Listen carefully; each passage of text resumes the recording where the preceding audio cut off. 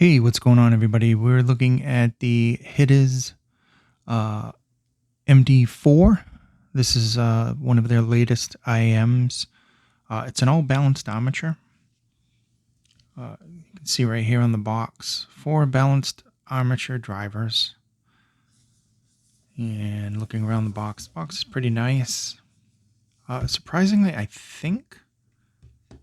pretty sure it's all cardboard. Everything else that I've ever gotten from them, the outside was cardboard and the inside was plastic. Here's the different switch positions. This does have different switch positions, so you can have one up and one down and one up, both down or both up. And that will significantly change the sound for you. There are several different modes. There's the standard mode, the bass mode, the warm mode, and of course the treble mode. So that's self-explanatory on the box. So I think there's a card inside too that said that. I can't remember, but I'm going to look at the case. The case is very nice.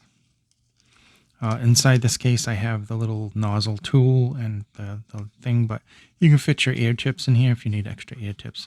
This is very soft material on the inside. It's a nice hard case, but it has cushioning. But the rest of the case is hard. So that's very nice. The cable is nice as well. It's got a decent cable. I like the termination right here, all gold plated. Got the Hidizs logo right there. Hidizs logo.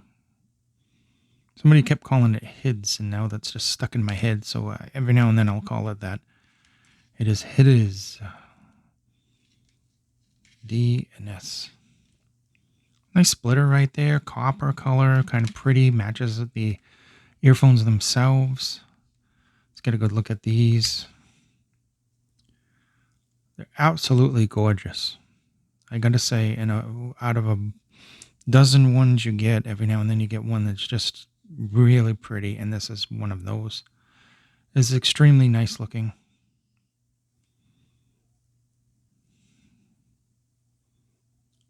Very nice. Got this beautiful different color. It looks even better in brighter light. The logo, copper, everything. So I'm going to just attempt to put that back on, not looking. Hey, that was pretty good. It's always good when you can actually do that, looking through the monitor. So we're just going to put that right there. Let's get a little close-up. Okay, here's the close-up of the really pretty units themselves. And let me take a look at my notes here. Okay, so inside the box, you're going to get the obviously the earphones themselves. You're going to get the cable, which is a 0.782 two-pin connector, 3.5 millimeter single-ended plug, brown leather case, 3 pairs of white silicone tips, which is what came with it. They came on it, actually. 3 pairs of black silicone tips with base, and 3 pairs of white silicone tips with a black core, which is more balanced, and that's what I have on them now. That's what I ended up doing, was the balanced. You get the cleaning brush. You get a user manual, warranty card, the card that tells you about the frequency response of the switches. And let's get over some of the specs here. 20 to 40 kilohertz. Again, 102 decibels, 8 ohms, power rating of 3 milliwatts. The body is aluminum alloy with CNC fabrication. It's got the beautiful copperish rose gold features. The nozzle is made out of aluminum. The faceplate is cellulose. It's a handmade cellulose faceplate, which is probably the reason why it's so pretty. The cable is 4-strand mixed braid. Two strands are silver and the other 2 strands are OFC copper wire. And that's basically that for that. So let's talk about the sound. Okay, we're going to go start at the lower end. Now, these are not going to win any bass contests, especially when it comes to the sub bass, or the lack thereof sub bass. The sub bass is definitely not pronounced. The mid bass now has a little bit more oomph, even though it does, bass in general, lacked impact. It does have definition and some very nice details to the bass, specifically the mid bass. The lower frequencies there are it's definitely not a bass. Even on the with the switches on bass mode and the bass tips, I found that the mid bass was the star of the show in the up and the lower end frequencies. That said, moving on to the mids on this they were just incredible. They had a very good weight to them and body. They definitely had a tonality that I found very pleasant, very organic, very, very natural sounding. Vocals, both male and female, although the female vocals didn't sound as good to me as the male vocals. They still sounded really decent. Moving on to the treble extension on these were very good. I didn't like when I selected treble on the switches, and I'm not really a big treble fan. I just like it to be there, and I like to have a good extension. And the treble did have a good extension. It was decent, sparkly. It never got any harshness out of them. There wasn't any shoutiness going on there. That said, moving on to Soundstage. Now, Soundstage was very good in this. It's open, and I think what this really excels at is the details, the separation, the layering, the technicalities. It does a good job there. It is definitely not for the bass head. Mid heads, yeah, you're probably like this. Treble heads, if you set it with the treble and use the treble tips and everything, I can see it being quite enjoyable for people who like that. Overall, people who want a nice balanced signature, this will definitely give you a balanced signature. For me, the only thing I didn't like was the sub bass response. There is a dedicated BA for the bass, and was kind of just hoping a little bit more.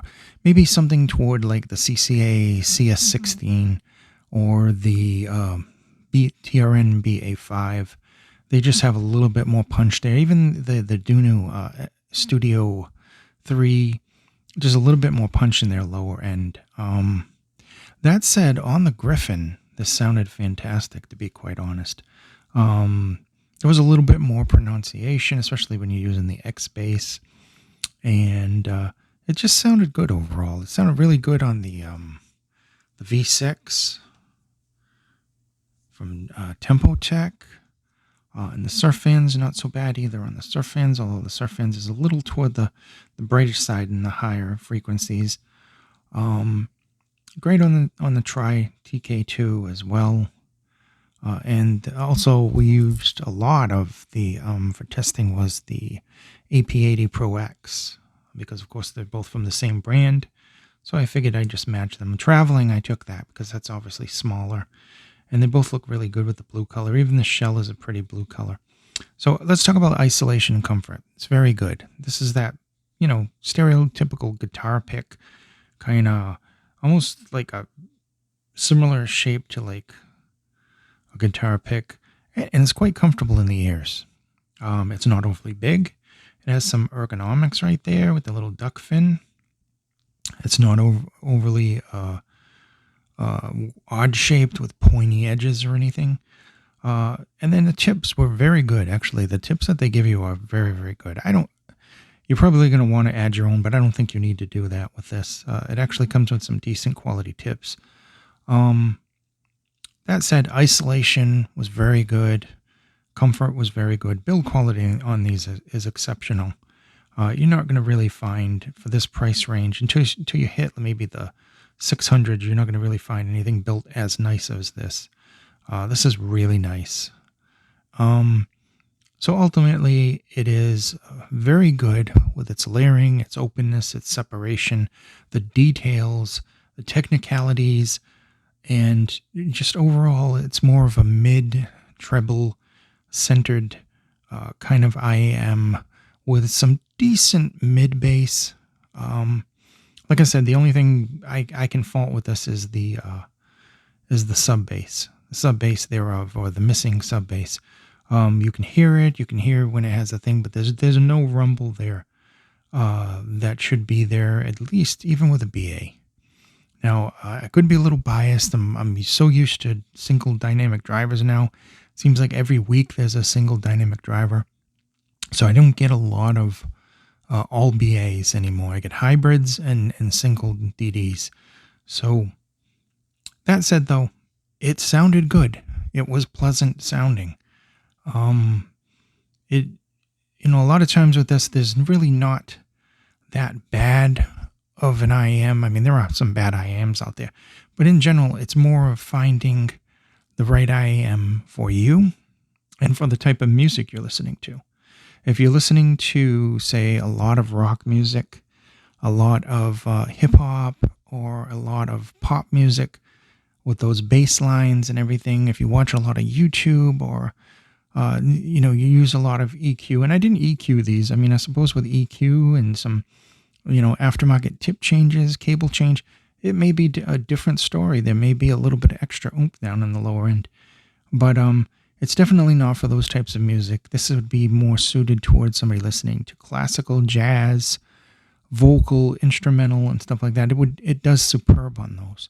And believe me, we tested this for a long time with those types of music in mind.